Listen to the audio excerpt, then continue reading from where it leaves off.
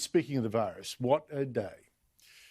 When suddenly Victorian Premier Daniel Andrews couldn't hide anymore from the debacle caused by his government, which is surely the most clueless, incompetent, secretive and downright dangerous in the country. Maybe in our history. Before I show you scenes from the Premier's amazing press conference today, an update, another 471 new infections in Victoria today, lower at least than the record 725 of yesterday. Maybe we're over the peak, but still very high, and 8 more deaths, 4 from nursing homes. In New South Wales, another 12 infections. And all this because of the terrible failures of this Victorian government. It let the virus get out of its quarantine hotels. It did not enforce home quarantine of infected people. Its virus tests take too long. It did not protect aged care homes. Around 80% of the deaths are from those homes.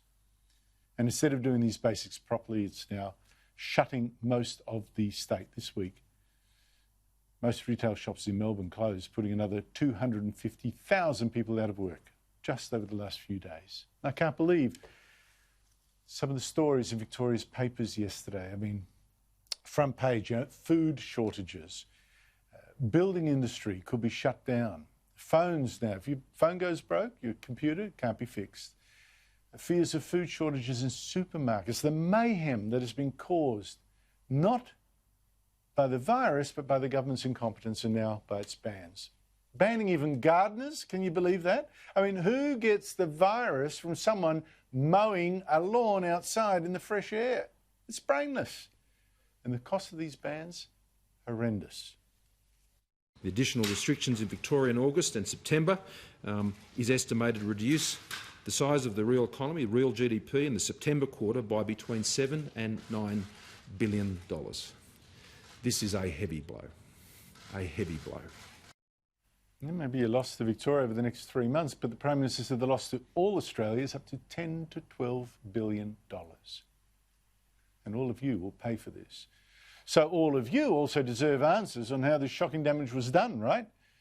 But until today, Premier Andrews has dodged questions about all his bungling. Is that an excuse, of course? I've set up a judicial inquiry. It's improper for me to say a word about anything until then, except the head of that inquiry yesterday blew up his excuse, said, no, this wasn't a judicial inquiry, and yes, politicians can tell us what they know. So excuse over, Premier. Well, journalists today finally went for it. Went for him in Andrews' daily press briefing. But still that Premier would not tell them, or the voters, or you, or the Australian people, the facts. For instance, have a look at this. He was asked this question, pretty basic. Who in Andrews' crisis cabinet, that's the Premier and his 7 most trusted ministers, a number of them sycophants, his flunkies, decided not to get police or the Defence Forces to run the state's quarantine hotels? Who decided to give that job instead, that critical job, to private security guards, union members, and amateurs so incompetent, so badly trained, some hired through Gumtree, that they got infected and started this whole new wave of infections that has caused so far more than 100 deaths?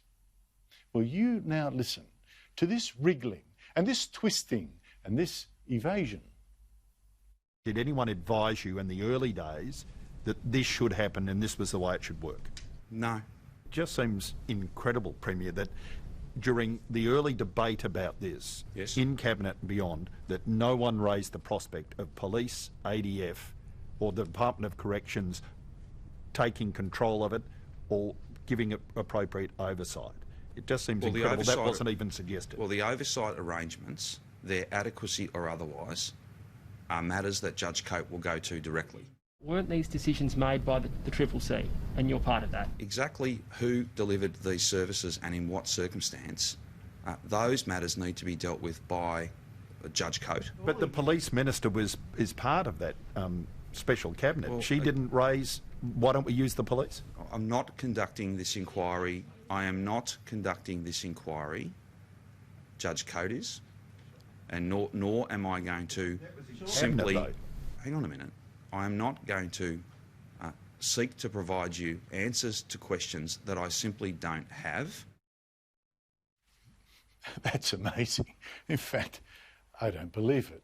What, the Premier does not know who decided not to use police or defence forces to run the most critical part of Victoria's entire fight against the virus, keeping the virus out of the state, keeping the quarantine hotels locked down so tight. Seriously?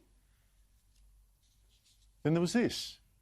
When exactly did the Premier learn that leaving it to private security guards had gone all pear-shaped, that these guards were no good, and that the virus had got out of the hotels? Again, you couldn't get a straight answer out of this bloke. There were a number of outbreaks in a number of different hotels, and I would have been made aware through outbreak reports and through other reports along the way.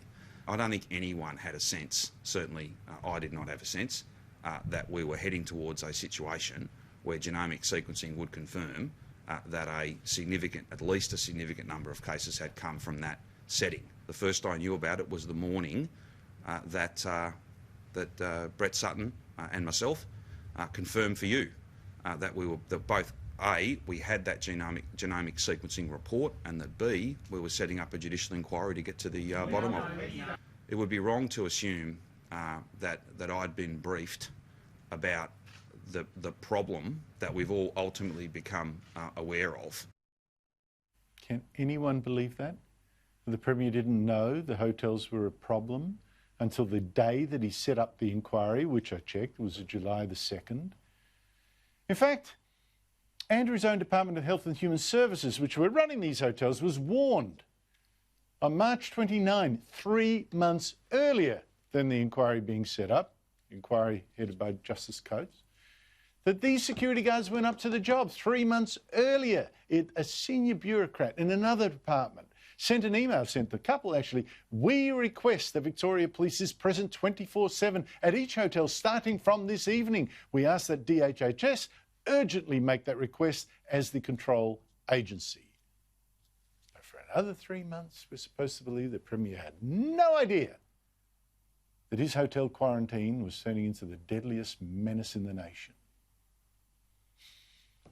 This bloke is not telling the truth, or he's catastrophically clueless, lethally incurious.